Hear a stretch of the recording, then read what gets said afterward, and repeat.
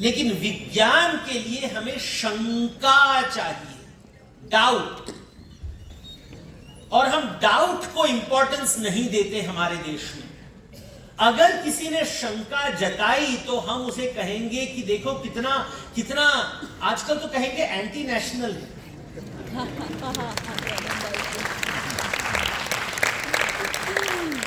इस हद तक हम पहुंच गए हैं कि ऐसे हम सरस्वती का गला घोटते हैं, क्योंकि जब तक शंका नहीं होगी विज्ञान की वृद्धि नहीं होगी। This is a very important point. लेकिन जब मैंने शंका शब्द इस्तेमाल किया, उसको समझने के लिए you have to understand it differently. शंका का अनुभव हम कैसे करेंगे? जब तक मैं कोई कहानी नहीं बताऊंगा तब तक शंका का अनुभव नहीं होता है। हमें केवल एक शब्द मिल जाता है, उसका अर्थ मिल जाएगा, निरुक्त से आप उसका एटिमोलॉजी निकाल लोगे। लेकिन अगर आपको शंका समझना है तो मुझे कथा बतानी पड़ेगी। आख्यान के माध्यम से फिर ज्ञान आता है, क्योंकि आख्यान एक पात्र है जिसके अंदर सरस्वती रहती है। तो शंका को समझने के लिए सिंपल है कि हम रामायण के तरफ जाएं।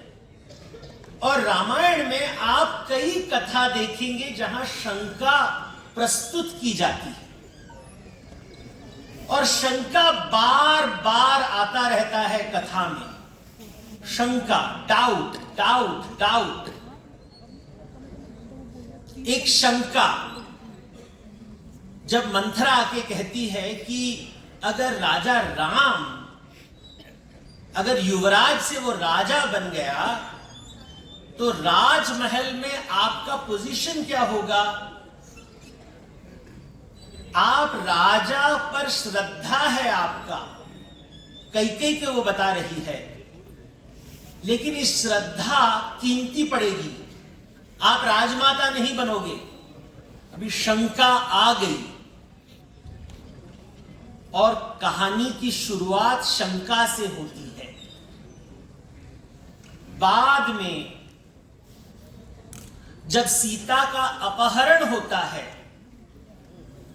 तो राम जी को पता नहीं है अपहरण हुआ है। उन्हें केवल इतना पता है कि जब मैं पर्ण कुटीर जाता हूं वहां सीता नहीं है।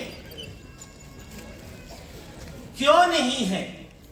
अगर आप लोक कथा पढ़ोगे, उड़िया रामायण या लोक की, पेड़ पौधे अलग अलग विचार देते हैं। आवाज सह नहीं सकी इसलिए सीता चली गई, भाग गई अपने पिता के घर। कोई और कहता है कि नहीं, वो धरती में समा गई। जब तक, और उस समय राम के मन में श्रद्धा है सीता के प्रति या शंका है सीता के प्रति। लेकिन फिर जटायु वहां पहुंचते हैं और कहते हैं कि नहीं, दक्षिण दिशा में रावण नामक एक राक्षस उन्हें उठाकर ले गया।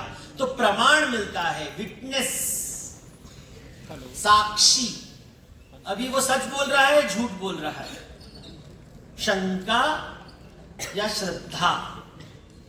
कैसे पता चला? अगर आप इन्वेस्टिगेट कर रहे हो तो कैसे पता चला? शंका या श्रद्धा?